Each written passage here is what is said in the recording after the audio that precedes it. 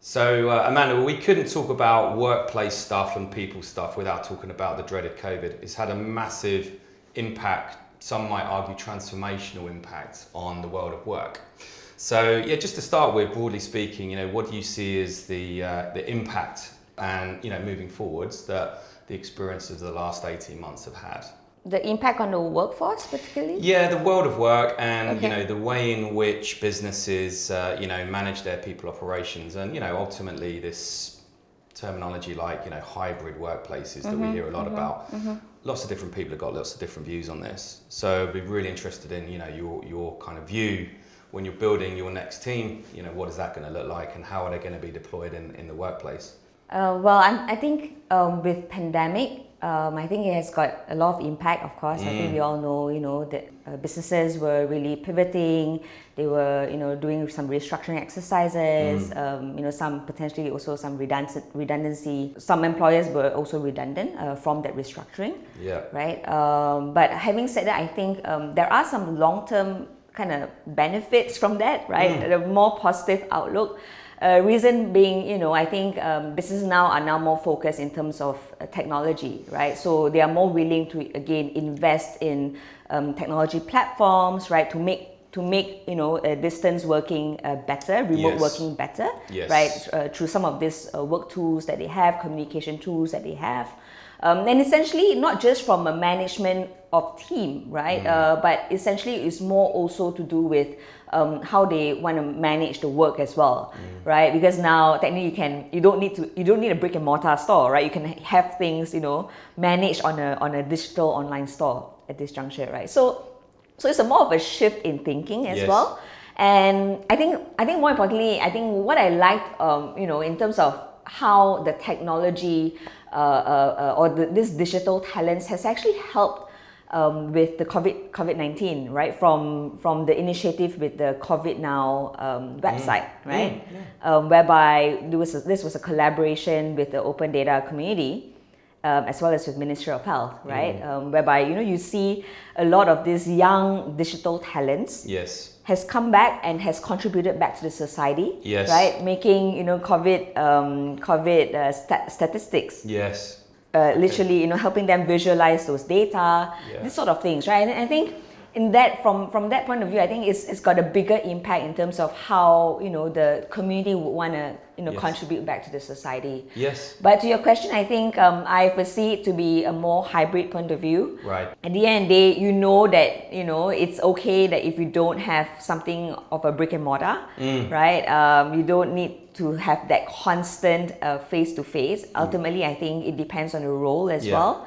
Right? If the role requires you to be behind, analyzing data, right? Then perhaps it's a lot more effective just being, staying at home. Right? So, and it's not just at home. It's, it can be from a co-working space. It can be from literally just about anywhere, right? Work from anywhere. So what do you see the role and benefits of that element of face-to-face interaction that we might have lost? I love the fact you mentioned all the benefits and, businesses have had to raise their game around staff engagement, which is fantastic that that's been accelerated.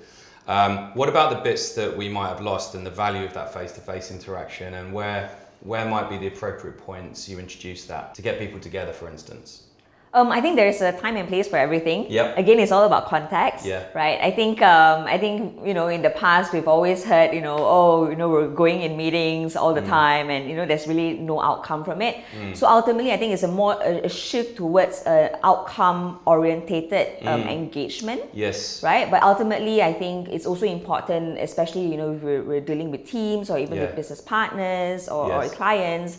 I think the relationship will always be there. So I think as long as that is kind of being catered to, right, from that face-to-face meeting, and I think having that trust, right, especially with the internal team, it's really trust in terms of trusting your team is able to facilitate and to drive those outcomes with you and for you. And do you think that trust is built based on those face-to-face interactions, that face-to-face is accelerated that ability to build chemistry between team members and then they can go back and work from home. Absolutely. And I think that's where the hybrid kind of works, right? Okay. So as long as you've got the chemistry, yes. I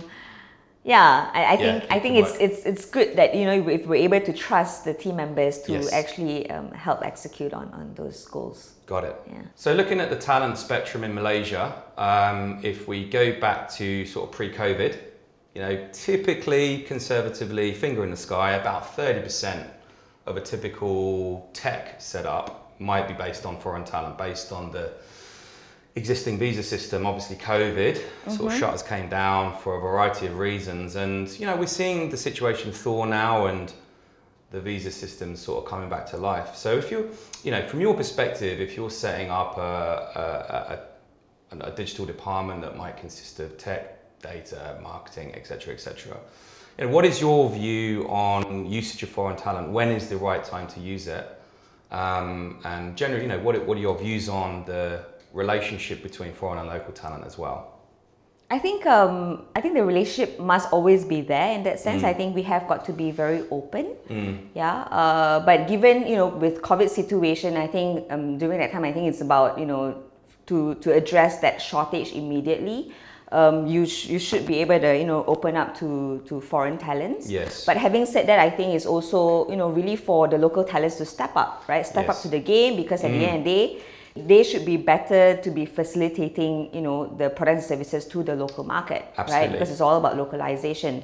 But having said that, I think, you know, with that interaction, right, between foreign and local should always be there. Yes. Because at the end of the day, you know, we want to be on a global stage, right? Yes. So it's all about making sure we are competitive, not just locally, but also globally as well. Absolutely. So you see it as a relationship between the two, for the greater benefit of the local talent community. Absolutely. Got it. So Amanda, even the most experienced recruiters and HR heads have blind spots. Businesses are needing to hire the best talent. So it's really important that you don't miss out great candidates based on really subjective factors like unconscious bias.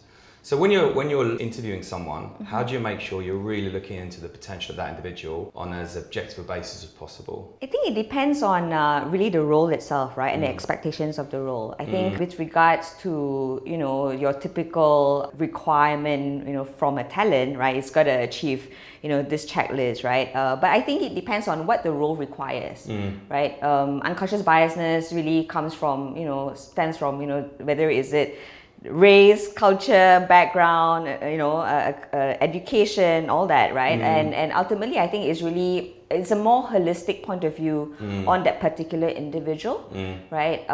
So hence, you know, I think it really depends on what's required from that particular role for us to match the needs from that role itself. And I think there are a couple of, you know, platforms out there that are actually, you know, available for us to access, right? Things to do with, you know, the talent, the data from the talent themselves, right? Based on, you know, the needs of, you know, their engagements, potentially, you know, some of their personality factor. I think all of this stuff, as we move towards a more open data, you know, a more data-driven business, I think within the HR sector as well, would require that kind of data access, right? In terms of, you know, getting the right talents in, not just from a surface point of view, from those biasness. Absolutely. So looking at competencies and data points linked to the requirements of the role and how they match it. That's right. In a really objective fashion, using tools to do that. Using tools. Fantastic. So Amanda, I feel like we've sort of dug very deep into your kind of hiring philosophy and people philosophy. So